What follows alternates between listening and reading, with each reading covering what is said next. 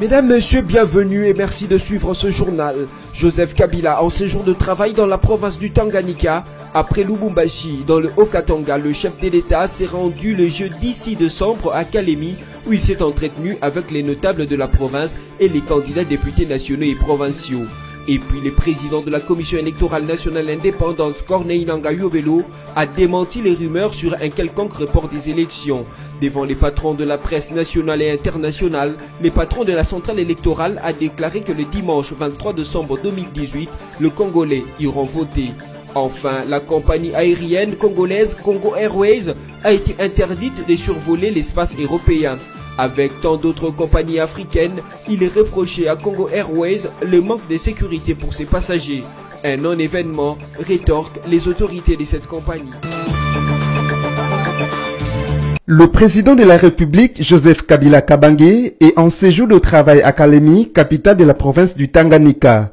Arrivé jeudi 6 décembre en provenance de Lubumbashi, où il a séjourné pendant quelques jours, il a été accueilli à l'aéroport de Kainda par le gouverneur du Tanganyika, Richard Ngoy Kitangala.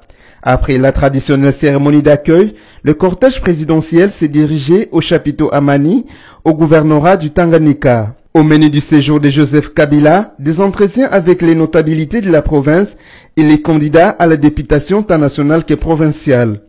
Rappelons qu'avant de quitter le Haut-Katanga où il a séjourné, le chef de l'État Joseph Kabila Kabange s'est également entretenu mardi 4 décembre à Lubumbashi avec une importante délégation des notabilités issues de tous les secteurs de cette province.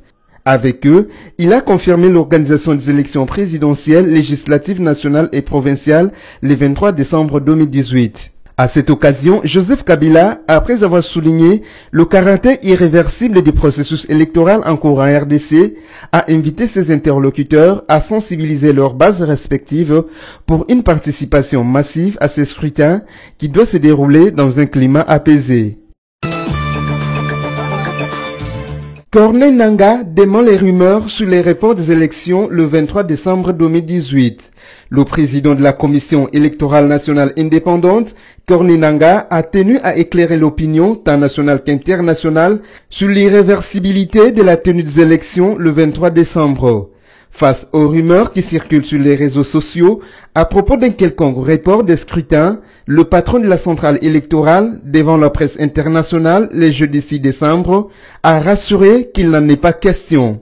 Il n'y a jusque-là pas de raison qui justifieraient un quelconque report des élections. Dimanche 23 décembre 2018, les Congolais vont aller voter pour les 3 scrutins, a-t-il déclaré. À 15 jours du scrutin, le président de la CENI a rassuré que les choses évoluent conformément à la planification de son institution. Il n'y a donc pas de raison qui justifieraient les reports jusque-là. Par ailleurs, le président de la CENI a fait savoir à ses interlocuteurs que le plus grand défi est politique. Beaucoup d'acteurs politiques ne semblent pas être prêts pour les élections, d'où quantité de manœuvres politiciennes pour repousser les scrutins. D'autres investissent dans les appels à la violence, même à des menaces contre les installations de la CENI, juridiquement inviolables, a regretté Corneille Nangaa, avant d'ajouter que, pour importantes qu'elles soient, les élections ne sauraient être une question de vie ou de mort, et la RDC devrait continuer à exister après le 23 décembre 2018. Campagne électorale, le ticket gagnant du Front commun pour les Congo, Emmanuel Ramazani Shadari, a bouclé sa tournée dans les Grands Équateurs avec un meeting au stade Bakusu de Mbandaka le jeudi 6 décembre 2018. Je connais l'Équateur. J'ai fait en moins d'une semaine toutes les provinces du Grand Équateur. Avant cela, j'étais dans les anciennes provinces du Katanga. J'ai déjà fait 10 provinces. Certains ne sont que dans une seule province, a-t-il dit dans son meeting du stade Bakusu. Sauf changement de dernière minute, celui qu'on surnomme coup sur coup et sa suite devrait quitter la capitale de la nouvelle province de l'Équateur ce vendredi 7 décembre pour se rendre à Kinshasa. Selon son équipe de campagne, la prochaine étape sera les provinces de l'ex-Bandundu. Dans ces meetings, le candidat du FCC se présente comme celui qui connaît mieux le parti du pays visité. À l'étape de l'Équateur, Emmanuel Ramazani Shadari a promis route, emploi, justice et état de droit s'il est élu. Pendant que le candidat du FCC prend la vitesse de croisière en tout et pour tout, les candidats de l'opposition, à savoir Martin Fayulu et Félix Tshisekedi, sont à l'est de la RDC. Après Beni et Butembo, Fayulu a tenu un autre meeting à Goma. Félix Tshisekedi a, quant à lui, tenu son deuxième meeting à Bukavu après celui de Goma. Suspecté depuis le mois de mai 2017 par les Nations Unies d'avoir contribué à l'assassinat des experts de l'ONU au Kasaï central, le colonel Jean de Dieu Mambweni a été incarcéré pour raison d'enquête, comme annoncé par l'auditorat militaire de Kananga. L'officier de l'armée RD congolaise n'est pas inculpé, les enquêtes sont en train d'être menées, précise cependant l'auditorat militaire. Le colonel Mambweni avait déjà été interpellé au mois de novembre dernier, mais il a été immédiatement libéré malgré le fait que l'un des principaux accusés, chef de milice et présumé assassin, Vincent Manga, avait avoué que c'est lui le colonel qui leur avait fourni des armes.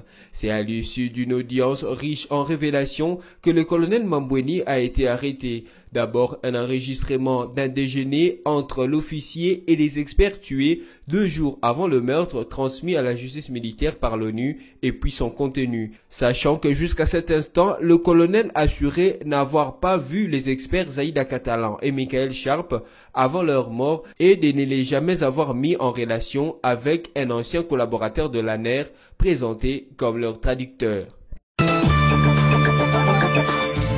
Au total, 44 professionnels de santé ont déjà été contaminés par la maladie à virus Ebola dans la province du Nord Kivu en 4 mois d'épidémie, a annoncé le jeudi 6 décembre le ministre de la Santé Oli Ilunga, tout en regrettant la mort des 12 d'entre eux.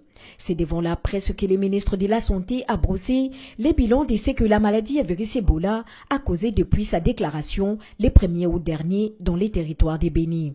Ces 12 agents de santé décédés font partie des 273 personnes mortes d'Ebola, dont 225 confirmées et 43 probables. Pour Oli Ilunga, les renforcements de mesures de prévention et contrôle des infections dans les formations sanitaires publiques, privées et traditionnelles est l'une des priorités de l'équipe à l'œuvre de la riposte à l'heure actuelle. Le ministre de la Santé a relevé ces 3 dernières semaines une augmentation importante des cas d'Ebola à Butembo et à Katoa dans les territoires de Lubero au Nord Kivu. Les principaux défis de ces zones sont liés à la forte densité et aux mobilités de la population dans cette grande ville commerciale de plus d'1 million d'habitants. Plus dangereuse épidémie d'Ebola depuis 1976, l'actuelle épidémie durera encore plusieurs mois, selon les ministres qui saluent les travaux remarquables de l'équipe des ripostes qui ont permis d'éviter que l'épidémie ne se propage jusqu'à Goma, Bunia et aux pays voisins. Notons que les virus se propagent par contact physique avec les fluides corporels infectés, des sécrétions de muqueuses, la salive, la sueur, la vomissure, les matières fécales ou encore par les sangs. Les virus Ebola, une fois dans l'organisme humain, provoquent une fièvre hémorragique importante et une défiance des organes qui peut entramer la mort. Plusieurs compagnies aériennes, dont la compagnie d'aviation de la République démocratique du Congo, Congo Airways, ont été interdites de survoler les ciels européens car elles ne garantissent pas à leurs passagers des conditions optimales de sécurité. Pour les autorités de Congo Airways, dont les aéronefs survolent déjà l'espace aérien sud-africain, cette décision de l'Europe est un non-événement. Au début de cette année, le gouvernement RD congolais avait promis de répondre aux sanctions européennes. Il avait à cet effet réduit de 7 à 4 fois par semaine le vol de la compagnie Bruxelles Airlines. Notez que hormis Congo Airways, les restes de compagnies certifiées en RDC se trouvent également dans la liste noire de compagnies aériennes interdites en Europe. Parmi elles, nous avons CAA, Air Kasai, Gomer, Air Katanga, Korongo Airlines, pour ne citer que celle-là. Le président camerounais Paul Biya veut désarmer les groupes armés en zone anglophone ainsi que les ex-combattants de Boko Haram dans la région de l'extrême nord. Le président Biya a justifié son intention par un décret présidentiel promulgué récemment au Cameroun. Selon un communiqué signé le vendredi dernier par le premier citoyen camerounais Paul Biya, ce décret a été promulgué dans un contexte où les incidents se multiplient en région anglophone agitée par un conflit entre l'armée et des séparatistes.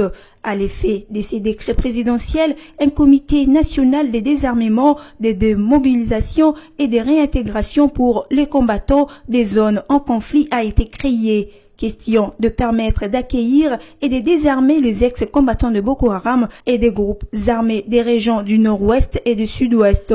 Basé à Yaoundé, le comité national sera présidé par le premier ministre camerounais et disposera des centres dans les régions anglophones et dans l'une des zones occupées par les ex-combattants de Boko Haram. Le 6 novembre 2018, le président Biya avait appelé les sécessionnistes à déposer civilement les armes.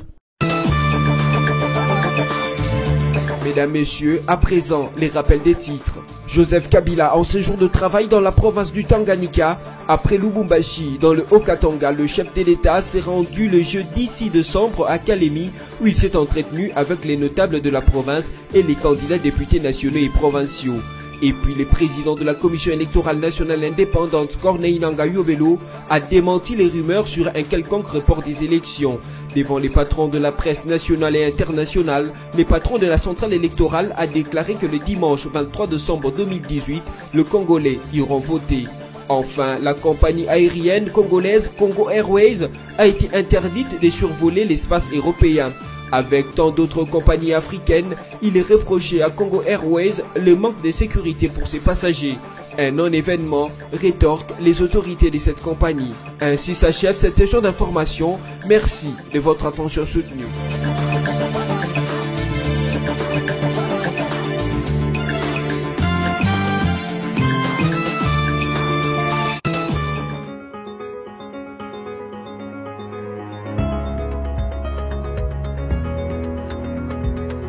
Bon début de week-end à tous, mesdames, messieurs. Bienvenue à la lecture de la revue de presse de ce vendredi 7 décembre sur BSC TV.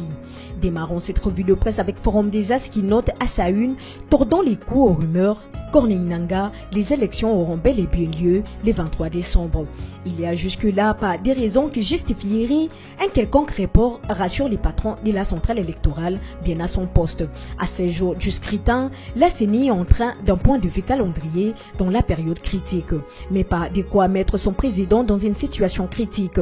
Bien au contraire, c'est un Corneille Nangaa qui dégage d'autant de responsabilités, qui respire la sérénité, qui a rassuré hier soir les patrons de presse.